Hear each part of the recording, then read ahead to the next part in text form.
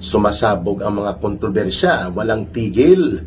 At kahapon lang, no, binalot ang balita ng puro headlines halos dito sa pagsasampa formal ng kaso sa Sandigan Bayan, non-bailable, laban kay Martin Tambaluslos Romualdez. Ayan na, magkalaglaga na ba? Yan po ang tanong ng mga mamamayan. No?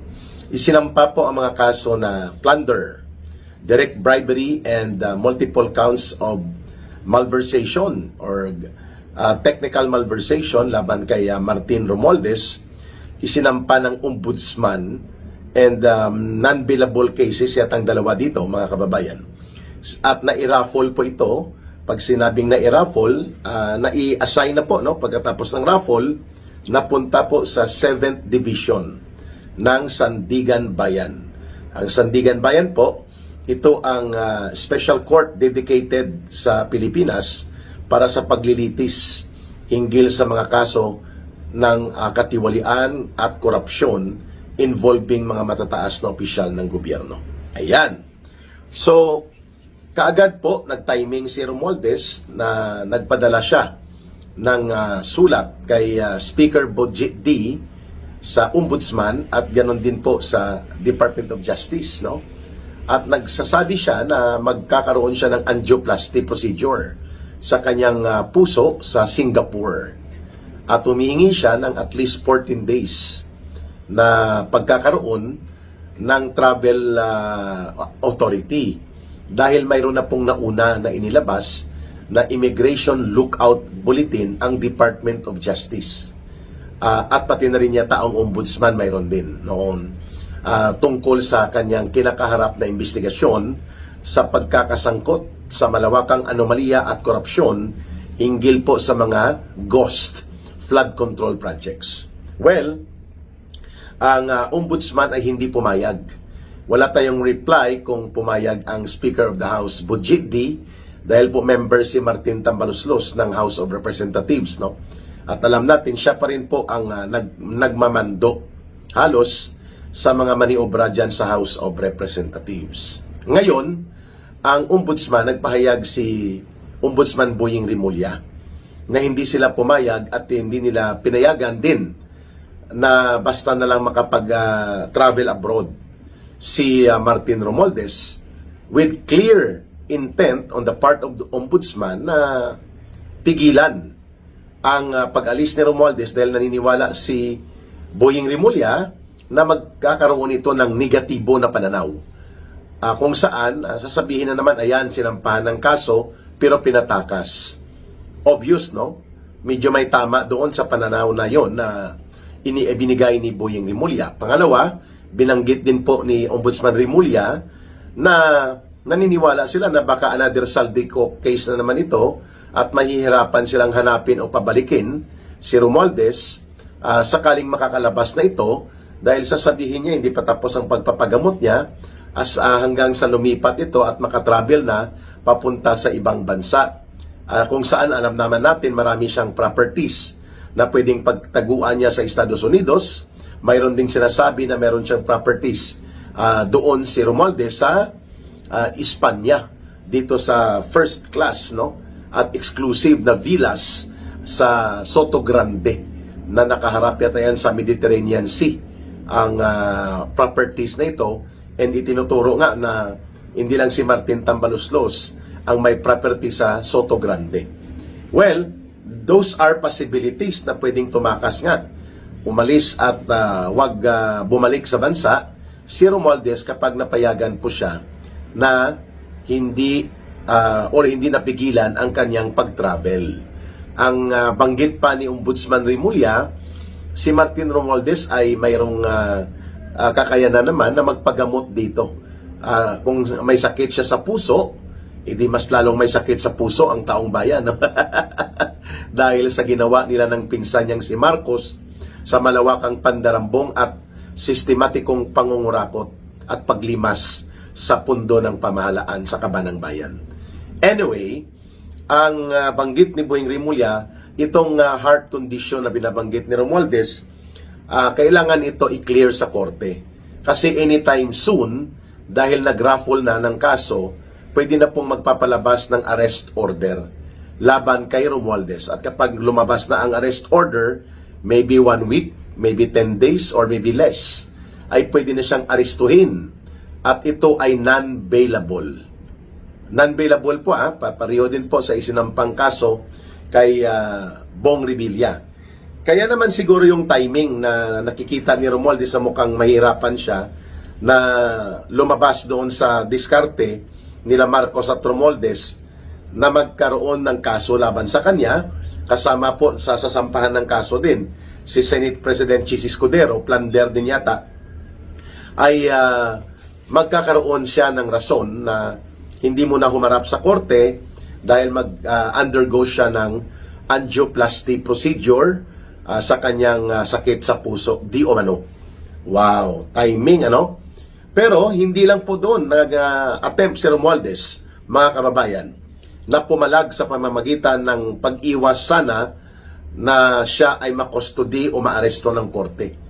Sapagkat alam na niya na umakyat na sa korte ang isinampang kaso na non-bailable criminal cases ito sa korte sa Sandigan Bayan, and magkakaroon na siya ng arrest order.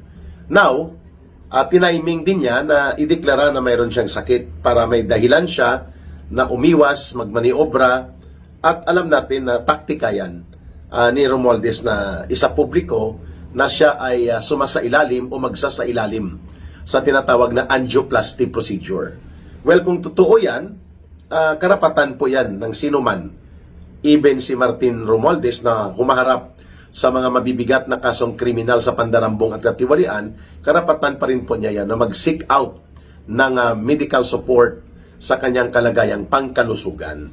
Si Marcos nga, no? Pabalik-balik daw sa St. Luke Hospital. Totoo ba yan?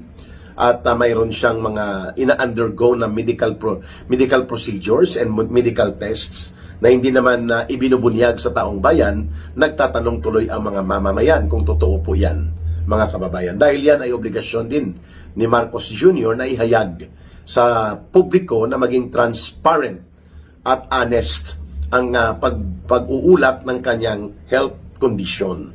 Lalo pa at may agam-agam at may mga balita na mayroon siyang iniindang karamdaman. Ngayon, kay Romualdez, karapatan din po niya yun, mga kababayan. Bagamat tayo'y nagagalit at nais natin siyang makulong na kaagad at mapaparusahan, mayroon po tayong mga proseso at procedure. Wala pa po siyang arrest order or warrant of arrest na inilabas ng korte mula sa Sandigan Bayan. Pero malapit-lapit na po ito. Kaya tama lang po ang hakbang nila Ombudsman Boying Rimulya na huwag papayagan na umalis si Martin Romualdez kahapon.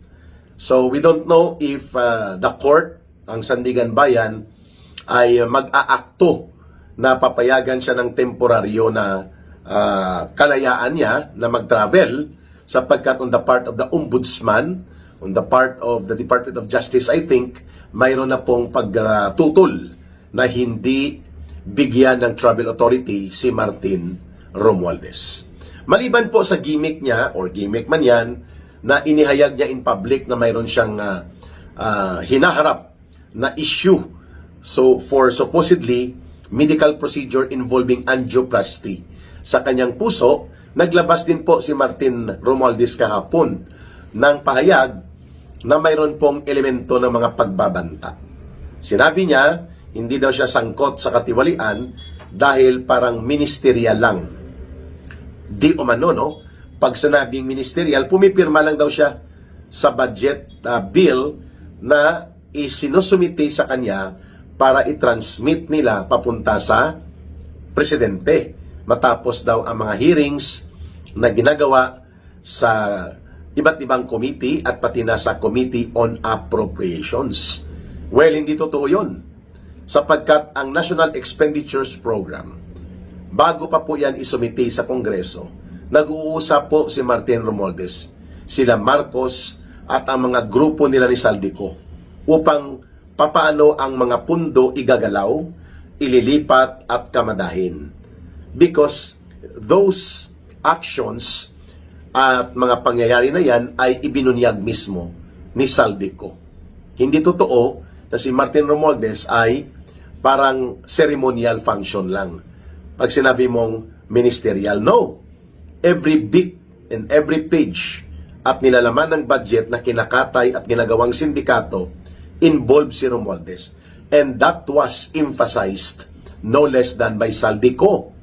It was corroborated and supported by Congressman Toby Chanco at halos lahat ng mga kongresista. Pati po dahil kay Speaker, may maleta tayo. Dahil kay Speaker, mayroon tayong flood control. Dahil kay Speaker, mayroon tayong mga tupad, AX, AKAP, MAX. Tapos sasabihin niya na siya ay pumipirma lang ng budget bill para i-transmit kay Marcos. That is farthest from truth. Number 2, alam po natin na hindi niya sinagot ang mga deliveries ng mga malimaleta, tuni-tunilada ng mga pera na itinuro po ni Saldico at ng kanyang mga security team. 18 former soldiers at pati si Sergeant Gutesa dati at pati po si Yusek Bernardo at pati po sa kay Yusek Cabral. Itinuro nila na nagkakaroon nga ng mga delivery. Pati po itong si Henry Alcantara na papunta sa Forbes Park, no? Exclusive top subdivision ito. Diyan din po nakatira si Marcos, si Martin Tambaloslos. Ilan bang bahay daw niya diyan sa Forbes? 3, 4, 5. At diyan sa may Forbes Park sa south side at pati sa may McKinley Road Forbes area, nagdi-deliver sila Saldico ng pera. So kung hindi siya sangkot, bakit siya dinideliveran paulit-ulit ng mga pera? And according to the revelations presented by Saldico, hindi bababa sa mga 56 billion pesos po ang napunta kay Romualdez sa accounting ni Saldico at ganon din po kay Marcos o mahigit pa. 56 billion in 3 years. Kay Saldico pa lang yun.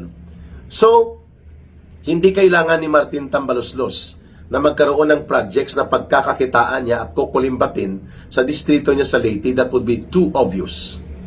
Sapagkat kaya niyang gawin yan in other parts ng bansa. Gamit si Saldico, gamit ang mga contractors.